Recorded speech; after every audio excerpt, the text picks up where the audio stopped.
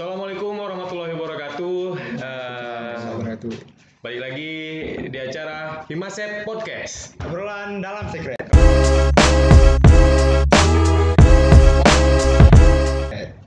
Oke, Sidik Mubarak.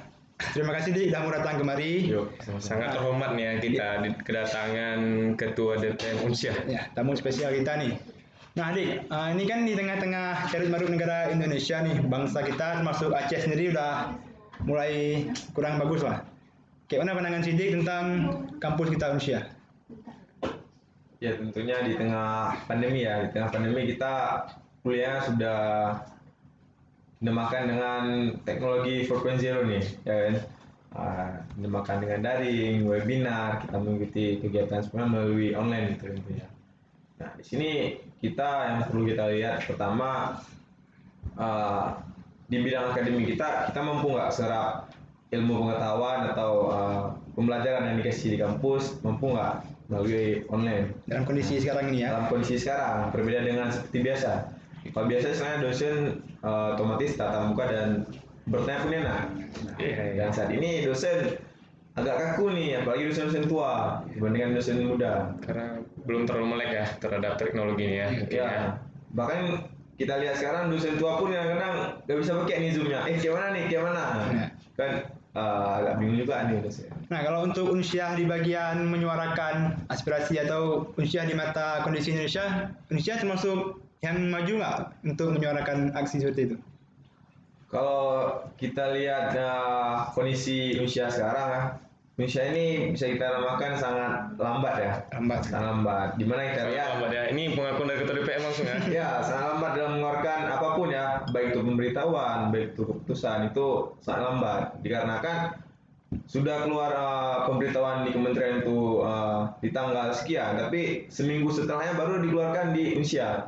Itu kan prosesnya lama nih. Apakah dihambat dengan lautan, dengan daratan, itu kan kita nggak tahu. Ya. Berarti untuk improve Unsyah di kondisi sekarang masih terbilang kurang gitu ya?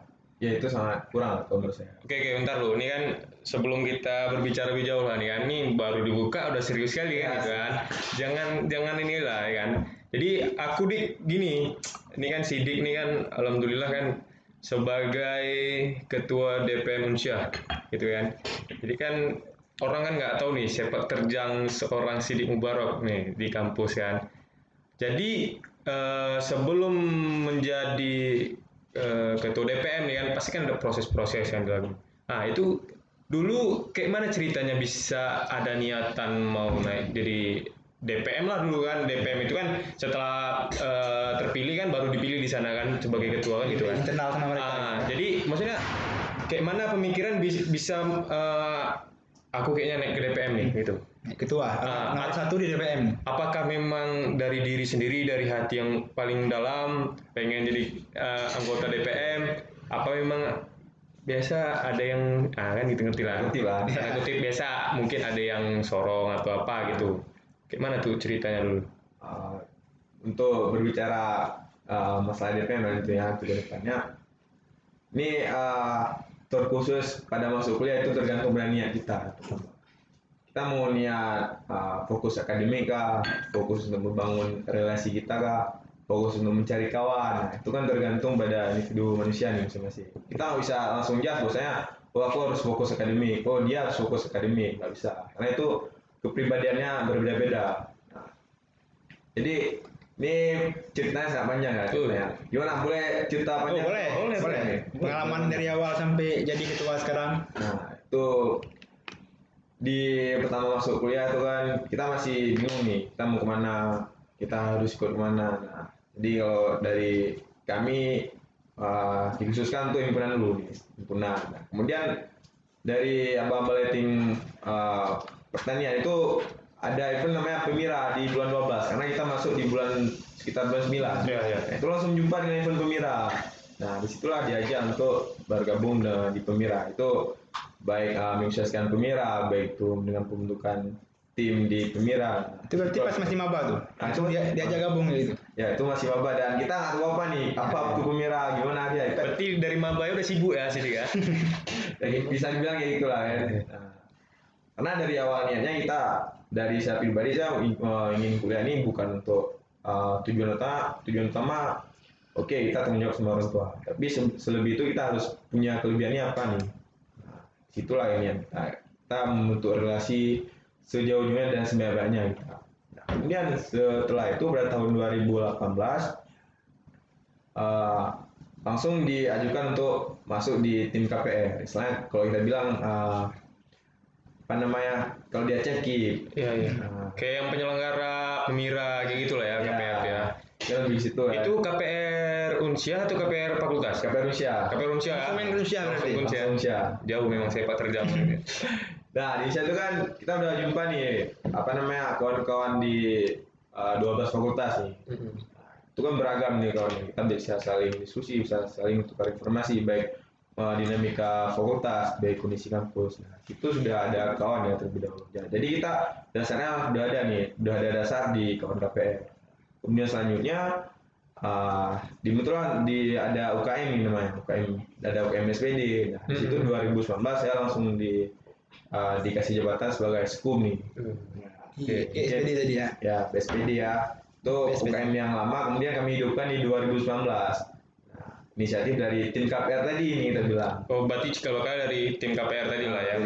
Tim KPR yang nggak mau bisa nih ceritanya. Ini gimana caranya kita harus cari wadah lain. Pasukan kalian lah gitu ya. Pasukan kami nggak bisa hilang. Ya udah pindah ke BSPD. Berarti semua yang di KPR itu langsung ikut ke PSBD tuh? Kebanyakan ikut ke BSPD. Berapa total kalian tuh yang Total kami itu kan ada sekitar 30-an tuh di KPR. Banyak juga ya. Hampir bisa kita bilang lah setengah udah gabung ke BSPD dan ada lainnya gabung ke fakultas ataupun di BEM ya. Nah, ini begitu ya untuk 2019. Nah, kemudian itu 2019 banyak lah organisasi-organisasi yang bisa kita ikuti. Ada di BEM fakultas sebagai sekretaris divisi. Kalau bilang di sini sekretaris bidang itu ada di bagian Kasrat. Kemudian selanjutnya ada masuk juga sebagai staf MPM nih. Berarti 2019 ini penuh lah ya. Penuh lah. Jadwal pun penuh, tiap hari rapat gitu. memang lagi masa-masanya kita pegang lah kan. Ya, itu 2019 kita masa sibuk tuh. Persiapan selanjutnya gimana. Kemudian akhir 2019 langsung diskusi dengan kawan-kawan gimana nih untuk proses selanjutnya. Jadi banyak kawan-kawan dan niat pribadi pun ingin melanjutkan tongkat perjuangan ini, ingin lebih. Ya udah, kami langsung berembuk dan di himpunan kami berembuk untuk masuk ke DPM. Setelah DPM, ternyata di DPM tuh kawannya di itu aja nih jumpa. Orang yang sama ya. Orang yang sama rumahnya nih, pemain lama nih, jumpa di sini. Udah saling kenal lah ya Udah kan. saling kenal deh. Nah, jadi berbicara masalah relasi itu kan dibentuknya bukan satu hari ini bisa kita bilang. Jadi jauh-jauh hari sudah dipersiapkan. Kemudian alhamdulillah terpilih di DPM di Pemira di fakultas. Kemudian di sana sidang selanjutnya sidang pembentukan struktural. Nah, di situ bisa dikomunikasikan dan kawan-kawan mempercayakan saya sebagai ketua DPMU 2020 ya. Mungkin sepak terjangnya lebih kurang begitulah. Berarti kan kalau bisa ditengok kan, berarti sebelum menjadi ketua DPM Unsia ini banyak anak tangga yang harus dilewati oleh Sidik gitu kan. Jadi bukan semata-mata kita tidak punya pengalaman apa-apa, tiba-tiba langsung naik sebagai perwakilan mahasiswa lagi. Mahasiswa bukan mahasiswa fakultas, mahasiswa Unsia lagi kan. Puluhan ribu suara mahasiswa kan. Jadi bukan main ya. Jadi ketua DPM ya, Eri ya. Untuk niatan ketuanya itu memang dari awal pas masih awal kuliah ingin jadi orang hebat, orang nomor 1 di Unsia, atau pas kebetulan masuk DPMU. Nah, baru terpikir untuk jadi ketua. Kapan? Dari awal atau pas masuk DPMU-nya? Nah, itu ini ceritanya. Jadi pas Pekanbaru tuh. Kita maba. Kita maba di AC, itu kan kita masih bingung nih. Melihat abang-abang kita ngomong di depan. Ngomongnya sangat rapi, sangat bagus. Ada attitude-nya bagus ngomong di depan. Nah, jadi terinspirasi dari situ nih. Gimana caranya ke depannya sebagai seorang sidik anak desa ini harus mampu ngomong di depan nih ceritanya. Seperti itu ya. Gimana caranya? Apa di DPM, apa di tempat lain, pokoknya harus bisa ngomong di depan ceritanya. Berarti untuk niatan jadi orang besar memang udah dari awal ada ya. Dari awal, memang kita prepare nih ceritanya. Prepare apa aja. Itulah tadi lah dari yang awal sampai menjadi ketua, itulah dari ceritanya gitu kan. Ya. Berarti untuk pengalaman sih udah mantap nih Jana. Ya, jadi Bisa jadi motivasi buat teman-teman. Bangun relasi dari awal, niat harus serius dari awal. Makin lama persiapan, makin matang hasilnya adik ya. Ya. di apa nih lanjut ya nih kan. Oke, berarti untuk pengalaman udah habis nih Dik. Untuk yang bisa diceritakan untuk menjadi DPM tuh. Udah cukup lah ya. Untuk pengalaman ya, kalau saran untuk bagi mahasiswa Iya, yang lain saran. kan, tuh kita harus bersihkan niat dulu terutama. Apapun kita ikuti itu kita harus bersih niat dulu. Baru kita insya Allah akan dimudahkan. Oke, Dik, nih sebagai DPM yang sedang menjabat saat ini. Nah, jadi ini ada keresahan dari aku pribadi. Mungkin karena emang aku kurang tahu nih. Ya. Ini karena aku sedikit resah karena emang masih kurang paham Mungkin sebagai apalah mahasiswa awam di Unsia lah gitu mahasiswa. kan. Ini kebetulan ada waktu untuk bicara dengan perwakilan Apalagi kita. kan bisa Saya sampaikan nih. Iya. Nah, tentang sistem uang di Unsia nih. Nah, jadi kan kalau nggak salah sistem kita sekarang dengan masa pas kita maba itu beda. Ya. Beda gimana cara dananya tersebar, berapa dapat per HMJ, per Ormawa gitu kan. Nah, kenapa itu bisa beda dan bisa nggak dijelasin sistem kita sekarang seperti apa? Mungkin bisa Nah, kalau berbicara masalah sistem keuangan di Indonesia ini kan, itu udah masuk sistem keuangan nih yang kita bicarakan. Yang pertama, di tahun 2017 kita masuk kuliah itu kan masih satker nih, satuan kerja. Jadi satuan kerja itu ada hubungannya dengan kementerian nih. Ya. Jadi kementerian itu dia bisa mensupport kampus untuk dialokasikan baik di bagian dana ataupun bagian fasilitas. Itu tentunya ada hubungan dengan kementerian. Nah, itu yang dinamakan dengan satker. Satuan kerja ya. saat kita maba kan itu ya. Nah, itu maba. Nah, Berarti 2017 ya. 17. Di 2018 ada isu tuh untuk naik langsung BLU nih. Padahal 2019 sudah BLU. BLU itu dia otomatis semua dana itu dikelola sendiri. Jadi SPP yang kita bayar itu nggak masuk ke rekening pemerintah, langsung masuk ke rekening Indonesia dulu. Berarti Satker dengan BLU itu nama sistem ya. Itu nama sistem keuangan. Satker kemudian BLU itu nama seperti sistem kasta seperti itu. Ya, Oke, kita sekarang menerapkan sistem BLU. BLU. Maksudnya biar kawan-kawan yang nonton pun ngerti kan, mungkin nggak semua dari kita tahu itu apa satker, apakah itu BLU. Kalau satker tadi satuan kerja ya. Kalau BLU Kalau itu kan Badan Layanan Umum. Badan Layanan Umum ya. Berarti Usia sekarang menerapkan sistem BLU. Ya. Badan Layanan Umum ya. Jadi Badan Layanan Umum itu dia lebih ke fasilitasi atau tempat-tempat lainnya lebih dari sendiri, nggak dari pusat ceritanya. Dan dana itu pun bisa dikelola dengan sendiri. Ini cuman melaporkan supaya dana ini digunakan sekian-sekian ke sini. Kemana-kemana alokasi dananya lah gitu ya. Ya. Ya, mungkin secara garis besar yang membedakan kalau Satker kita dibantu dengan kementerian ya. Ya. Jadi kementerian kasih dana untuk kita untuk membangun kampus kita. Ya.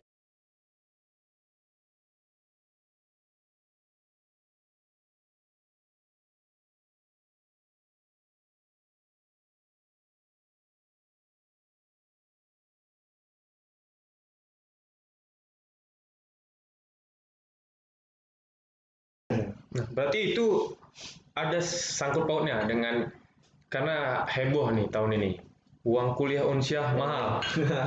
Uang kuliah Unsyah naik jauh lah. Mungkin dibanding dengan aku, soalnya ada juga kan adik aku kawannya dari Medan lulus di sini, jadi nanya sama aku gitu. Dan bahwasanya dia bertanya, uang kuliahnya mahal gitu katanya. Apa memang segini standar uang kuliah di Unsyah gitu? Nah, menyangkut hal ini, apakah ini ada hubungannya dengan BLU tadi gitu? Kayak mana tuh, Dik? Nah, kalau kita lihat itu kan tentunya pasti ada hubungannya nih. Nah, dibandingkan dengan dulu. Nah, dulu kenapa kita masih murah nih? Nah, rupanya masih ada masih ada bantuan, masih ada subsidi dari pemerintah. Tapi sekarang nggak lagi nih yang kita bicarakan. Nah, tapi solusinya yang kita lihat, Indonesia tidak berbuat apa-apa pada saat ini. Nah, seharusnya dari pihak kampus itu harus harus membuat komunikasi dengan pihak luar, baik dengan organisasi luar, LSM luar, atau dari negara-negara lain supaya apa? Supaya bantuan dari luar tuh dapat ke kampus yang materi rakyat Aceh. Nah, itu yang kita sayangkan pada saat ini ya. Tapi nggak tahu ya, di tanda kutip apa nggak mau kerjasama atau tidak ada publis apa-apa terkait kerjasama dana untuk membantu mahasiswa. Mungkin itu ada sangkut pautnya kenapa tiba-tiba tahun ini naik. naik nih SPP kita. Nah, menurut Sidik sendiri, kira-kira kita udah pantas belum untuk menyandang sistem BLU seperti itu? Nah itu kalau berbicara pantas atau tidak kita kan tergantung pribadi masing-masing nih Ya. kita nilai. Kita mau nilai dari mana nih? Kita mau nilai dari sistem kah, dari infrastruktur kah, atau dari fasilitas yang diberikan sama kita. Nah, kalau dari kami DPM, kami pembahasan Indonesia belum tepat untuk menjadi BLU pada saat ini. Belum tepat. Gitu. Belum tepat karena proses BLU itu rupanya bukan kementerian yang menunjuk atau bukan kementerian yang menaikkan grade, akan tetapi kampus sendiri yang mengajukan ke pihak kementerian. Oh, berarti bukan dari kementerian ya? Bukan, cuman kampus mengajukan ke Kementerian Pendidikan atau Ristek-Dikti, kemudian Ristek-Dikti mengajukan ke Kementerian Keuangan. Nah, jadi ini bukan mainan, ya bilang bukan menteri ini, cuma dari kampus kita yang menganggap sudah layak. Entah dari mana, Allah alam. Karena yang aku lihat saat ini kan fasilitas nggak bagus nih. Di RKU pun kita lihat masih pakai Infocus biasa nih, ya. Masih nggak ada kan? Masih pakai kipas minum top up gitu kan. Asia alam lah ya kan? Masih alam. Berarti kan panjang nih cerita BLU sebenarnya kan. Tadi masalah uang kuliah gitu. Terus setelah uang kuliah, ini ada rentetan mahasiswa-mahasiswa baru lah terutama. Ada rentetan-rentetan setelah dari uang kuliah mal. Itu satu tadi kan. Selanjutnya yang banyak jadi pertanyaan terutama angkatan 2019 dan angkatan yang paling baru 2020 bahwasanya alma mater itu bayar untuk mahasiswa baru. Ini kan tentunya menjadi pertanyaan nih bagi semua kalangan, kenapa bisa tahun ini bayar gitu? Bahwasanya sebelumnya kan kita belum nggak ada bayar nih cerita, gitu kan? Itu penjelasan dari seorang ketua DPM Indonesia itu gimana? Ya. Nah, itu berbicara masalah alma mater kan pada intinya sesuatu yang kita pakai itu kan harus kita beli. Nah, tapi tergantung bagaimana mekanisme pembeliannya, itu yang berbeda. Nah, pada saat kita tahun 2017, mekanisme pembelian alma mater ini langsung dimasukkan ke UKT. UKT awal. UKT awal. UKT awal ya. Nah, otomatis kan seperti saya nih contohnya, UKT awal itu 1,8 itu. Kemudian semester kedua turun menjadi 1.650.000. 1,6. Jadi turun tuh sekitar 150. Nah, jadi yang membedakan mekanismenya aja. Jadi jangan berharapan mahasiswa yang 2019 atau 2020 kok bisa beli, itu yang perlu kita sosialisasi. Nah, itu sebenarnya bahwasanya kan ini kurangnya pengetahuan dan kurangnya informasi untuk mahasiswa gitu kan, bahwasanya sebenarnya tidak ada yang berbeda gitu kan, tapi hanya mekanisme tadi kayak dibilang Sidiknya tadi kan, bahwasanya mekanismenya berubah tahun ini. Tapi itulah yang mungkin sedikit saya pribadi ya, opini pribadi saya sedikit disesalkan, kurang adanya informasi yang masif lah gitu kan. Jadi kan wajar juga orang Bertanya-tanya. tanya juga mungkin sedikit kesal kenapa beda, karena kan memang alasannya masuk akal. Kenapa tahun ini bayar, kenapa yang kemarin enggak? Kebanyakan masalah informasi nggak sampai ke mereka nih. Ya, gitu karena ini masalah ya udah lah ujung-ujungnya duit gitu kan. Sensitif kita masalah duit ini kan gitu kan. Nah, berarti seperti itu sebenarnya masalah kenapa bisa bayar ya. Ya,